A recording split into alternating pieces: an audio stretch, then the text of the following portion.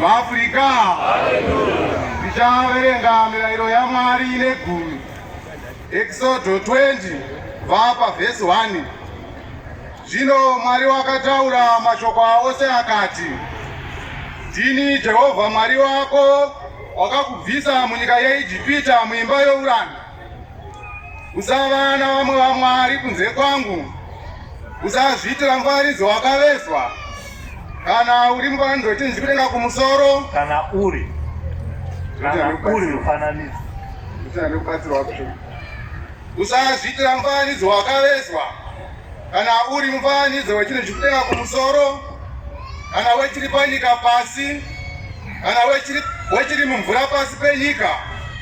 Usapfugamira izvozvo kana kuzvishumira. Nokuti ini Jehovha Mwari wako ndiri Mwari une godo, ndinorovana nekuda kwezvivi zvamadzibaba avo kusvikira kurudzi rwechitatu norwechina rwavanondenga, ndichiitira nyasha vane zvinhu zvamazana vanondida, vanochengeta mirayiro yangu. Usareva zita raJehovha Mwari wako pasina, nokuti Jehovha angaregi kupa mhosva unoreva zita rake pasina. Rangarira zuva reSabata kuti urichengeterere dzvene, ubate mazuva matanhatu uite mabasa ako ose. Asi zuva rechinomwe iSabata raJehovha Mwari wako. Usatongobata mabasa naro iwe, kana mwanakomana wako, kana mwanasikana wako, kana muranda wako, kana murandakadzi wako, kana zvipfuwo zvako, kana mweni wako uri mukati memaso ako.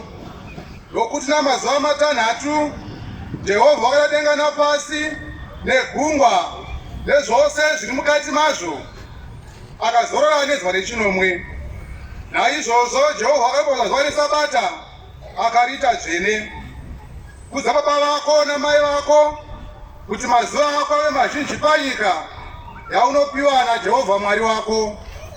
Usauraya, usaita upombwe, usaba, usapupurira umakonhema, usachiva imba yokwako, usachiva mukadzi wokwako, kana muranda wake, kana murandakadzi wake, kana nzombe yake, kana mbongoro yake, kana chimwe chokwako. Kudzai Jehovha, kudzai Jehovha.